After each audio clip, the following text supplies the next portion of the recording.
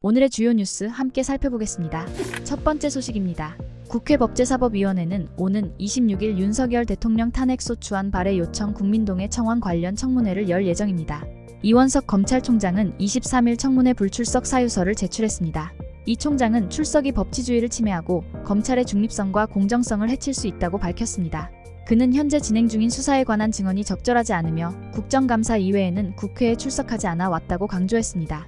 법사위는 이 총장에게 김건희 여사 수사 상황, 수사팀 대면 보고 내용, 외압 여부, 송경호 전 서울중앙지검장의 인사이동에 관한 답변을 요구했으나 이 총장은 불출석을 결정했습니다. 이번 결정은 총장 패싱 논란과 관련이 있습니다. 서울중앙지검 수사팀이 김 여사를 조사한 후 이 총장에게 사후 보고한 사실이 알려지자 야권은 이 총장의 청문회 출석을 요구했습니다. 그러나 이 총장이 청문회에 출석하면 검찰 내 갈등과 정치적 논란이 커질 수 있다는 우려가 있습니다. 법사위는 지난 9일 전체회의에서 청문회 실시계획서 및 증인 출석 요구를 야당 단독으로 의결했으며 국민의힘은 이에 반발했습니다.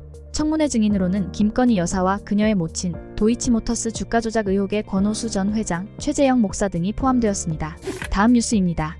국민의힘 당대표로 한동훈 후보가 선출되었습니다. 서병수 국민의힘 전대 선거관리위원장은 23일 고향 킨텍스에서 열린 국민의힘 제4차 전당대회에서 한동훈 후보가 당대표로 확정되었다고 발표했습니다. 한 후보는 선거인단에서 62.69%, 여론조사에서 63.46%를 얻어 합계 62.84%로 1위를 차지해 결선 없이 당대표로 확정되었습니다. 한동훈 당대표는 수락연설에서 윤석열 정부는 이미 유능하다며 국민의힘은 정치인이 아닌 지지자와 당원이 웰빙하는 정치를 하겠다고 강조했습니다. 또한 민주주의를 위협하는 세력에 단호하게 대항해 이기는 정치를 하겠다고 선언했습니다. 최고위원으로는 장동혁, 김재원, 이뇨한, 김민전 후보가 선출되었으며 청년 최고위원회는 진종호 후보가 당선되었습니다. 한 대표 측 최고위원으로는 장동혁과 진종호가 꼽히며 정책위의장과 지명직 최고위원을 통해 최고위에서 과반을 확보할 수 있게 되었습니다. 한 대표는 당내 통합 문제에 대해 박근혜 전 대통령의 발언을 인용하며 경선 과정의 모든 일을 잊고 함께 가겠다고 다짐했습니다. 다음 뉴스입니다. 티몬과 위메프 등 큐텐그룹 계열사의 대금 정산 지연이 보름간 이어지면서 피해가 판매자를 넘어 소비자들에게까지 확산되고 있습니다. 일부 대금 정산이 불가능해지면서 소비자도 금전적 손해를 볼 수 있다는 우려가 있습니다. 23일 온라인 게시판에는 티몬과 위메프에서 여행 상품을 구매한 소비자들이 업체 측으로부터 일방적 취소 통보를 받았다는 글이 다수 올라왔습니다.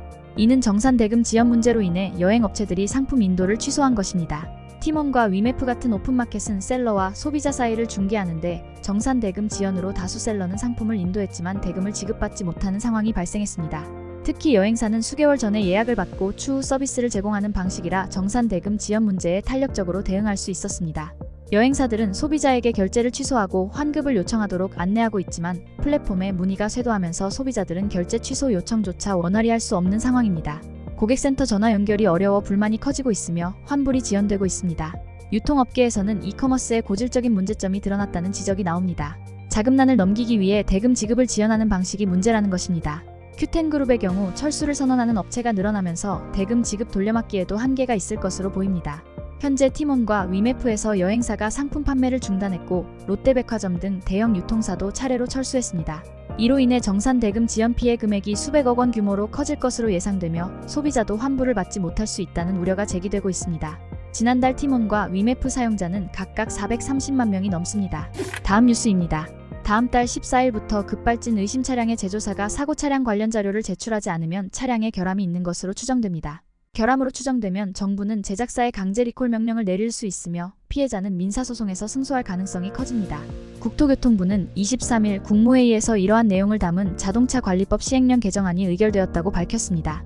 급발진 의심 사고 피해자들은 제조사에 비해 정보 접근이 제한적이며 제조사의 방대한 전문 지식과의 다툼에 어려움을 겪어왔습니다. 개정된 자동차관리법은 급발진처럼 자동차 장치가 운전자 의도와 다르게 작동해 사고가 반복적으로 발생한 경우 제조사가 결함조사에 필요한 자료를 제출하지 않으면 결함으로 추정할 수 있도록 했습니다. 기존에는 특정 장치로 교통사고가 발생해도 인명피해가 없으면 자료 미제출을 문제 삼아 결함 추정을 하지 않았습니다. 앞으로는 인명피해 여부와 관계없이 자료 미제출 시 결함 추정을 할 수 있게 됩니다. 자동차 제작자가 첨단 기술이 도입된 안전장치 설치를 무상 지원하거나 차량을 무상으로 점검하는 등 소비자 보호 및 자동차 안전을 제고하기 위해 자발적으로 노력한 경우 과징금을 최대 4분의 3 범위에서 감경할 수 있도록 했습니다. 다음 뉴스입니다. 2020년에서 2021년에 지어진 아파트는 자재비 급등으로 인해 철근 사용이 줄어들어 품질 문제가 우려됩니다. 한 부동산 커뮤니티에 따르면 코로나19 시기에 착공된 아파트는 자재 가격 급등으로 인해 제대로 된 자재를 사용하지 못했을 가능성이 있습니다. 2020년 3월부터 2022년 3월까지 시멘트 원료인 유연탄 가격은 256%, 철근 가격은 49% 상승했습니다. 이로 인해 자재 수급이 어려워져 아파트 건설에 필요한 자재를 충분히 사용하지 못했다는 의혹이 제기되었습니다. 또한 코로나19로 인한 인력 부족도 아파트 품질 저하의 원인으로 지적됩니다. 숙련된 노동자가 부족해 품질이 떨어졌다는 것입니다. 2019년에서 2021년 사이 주택 수주액이 급증하면서 공사 현장은 많아졌지만 인력은 늘지 않아 품질 문제가 발생했습니다. 국토교통부는 아파트 하자와 부실 시공을 방지하기 위해 준공이 임박한 아파트 단지를 불시에 점검할 계획입니다. 지난 5월 특별점검에서 전국 23개 단지에서 1000여 건의 하자가 적발되었습니다. 다음 뉴스입니다. 윤석열 정부의 청년도약 계좌가 출시 1년 만에 중도의 지율이 10%로 낮게 나타나 제도 안착에 성공했습니다.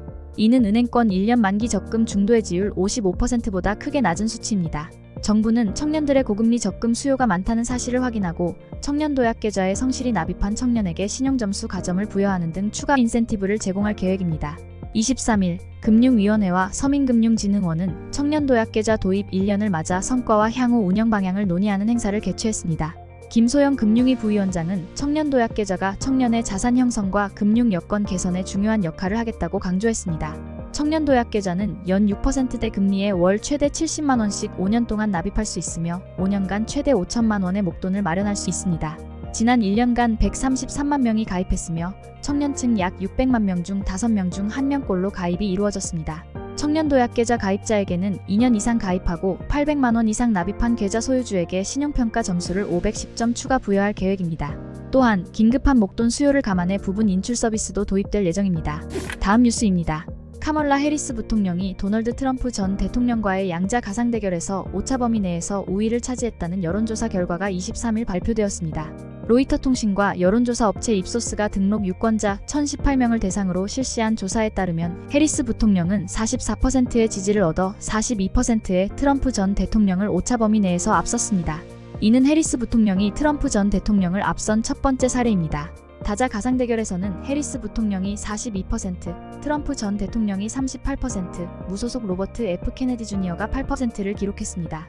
해리스 부통령이 트럼프 전 대통령을 오차 범위 밖에서 앞섰다고 보도되었습니다. 전체 유권자의 56%는 해리스 부통령이 정신적으로 예리하고 도전에 대처할 수 있다고 평가했으며 트럼프 전 대통령에 대해서는 49%만이 긍정적으로 답했습니다.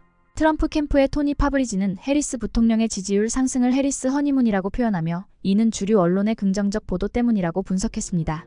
그는 해리스가 단기적으로 민주당 지지 기반을 강화할 수 있으나 시간이 지나면 유권자들은 다시 바이든의 부조종사로서 해리스의 역할에 집중하게 될 것이라고 덧붙였습니다. 마지막으로 날씨입니다. 25일 여름더위가 한창인 중복이자 목요일인 내일은 전국에 가끔 구름이 많은 가운데 전국 대부분 지역에서 곳곳에 소나기가 내리겠습니다. 아침 최저기온은 23도에서 28도 사이로 예보됐으며 낮 최고기온은 30도에서 35도에 이를 것으로 예상됩니다.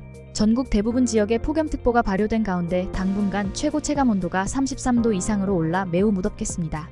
열대야가 나타나는 곳도 있을 것으로 보이니 건강관리에 유의하셔야 합니다. 미세먼지 농도는 원활한 대기 확산으로 인해 전국이 좋음 수준을 보이겠습니다. 날씨였습니다. 오늘의 주요 뉴스는 여기까지입니다. 구독과 좋아요, 알람 설정은 뉴스 제작에 큰 힘이 됩니다. 시청해주셔서 감사합니다.